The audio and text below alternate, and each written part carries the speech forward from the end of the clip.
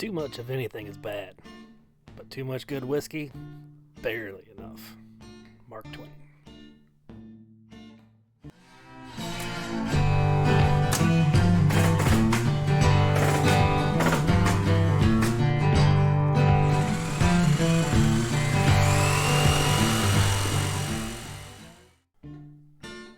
As I've gotten older, I've fallen in love with bourbon and whiskey, and not just because of the flavor or the effects that it has on me when I'm enjoying it, but because I'm completely fascinated by the process of creating this fine spirit.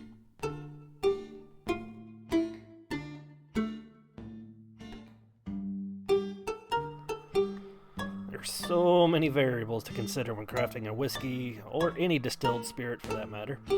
It all starts with the mash bill, or basically the recipe. Since it's technically illegal to distill your own alcohol, without a huge financial investment and the sign-off from old Uncle Sam, I chose just to experiment with the aging process of whiskey.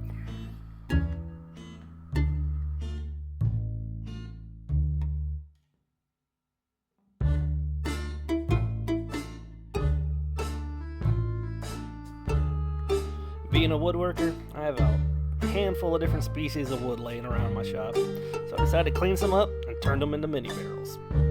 As is traditional in most whiskey aging, I used oak for one barrel. This is basically going to be my control barrel. But unlike most distilleries that use new white charred oak, I put some red oak staves in there just to see what it does.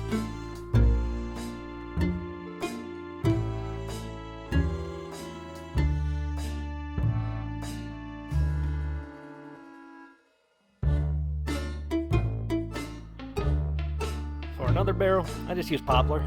I just had a bunch laying around and I figured, why not? You gotta start somewhere. For another barrel, I used cherry lumber that I had laying around. I'm interested to see how this one turns out because when you're working with it, it has a very unique smell and texture, and I'm interested to see what kind of flavors those end up imparting to the whiskey.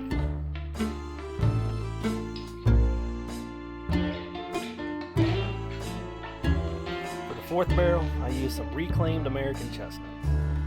This one is the one that I'm most excited to see how it turns out.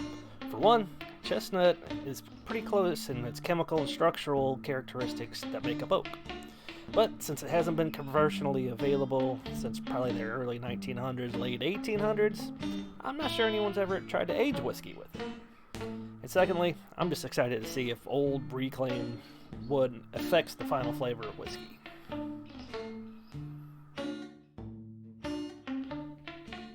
Each staff or side piece is cut at roughly 15 degrees, and each one has a face on the inside that is about 1 inch wide. This will give plenty of surface area on the inside to age the whiskey. And then I cut a groove on each end so that the barrel heads, or the ends, can have a place to sit inside the barrel. Should have cut these a little bit shorter, as the larger values are really more than I'd hoped for, but such is life when you're just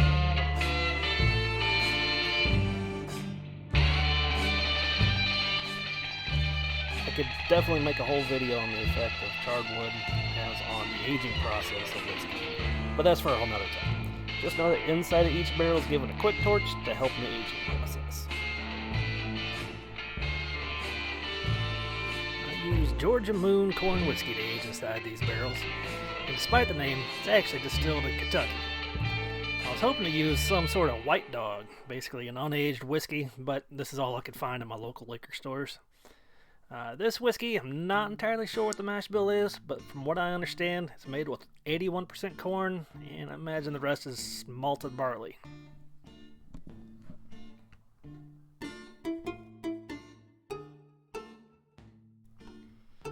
Before I poured into the corn whiskey, I had to season the barrels, which is basically just rinsing the inside and letting water soak into the wood.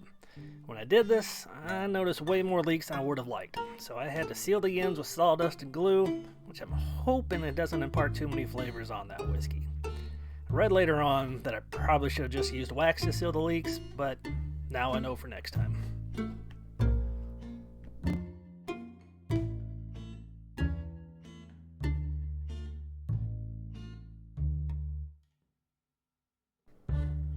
Once the barrels were filled and ready to age, I decided they needed their own mini rick.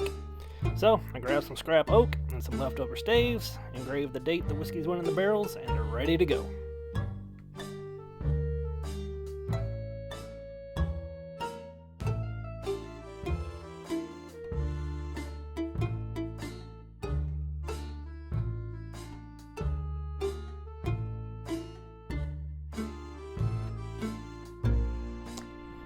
All that's left to do now is wait. I've heard that smaller barrels don't need as long a time to properly age the whiskey, so I'm hoping to be able to taste these in just a couple of weeks.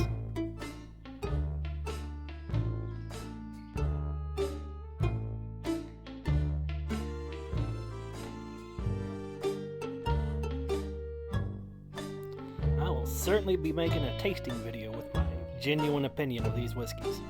So be sure to like, subscribe, share with your friends and your fellow whiskey lovers, and we'll see you guys in a few short weeks.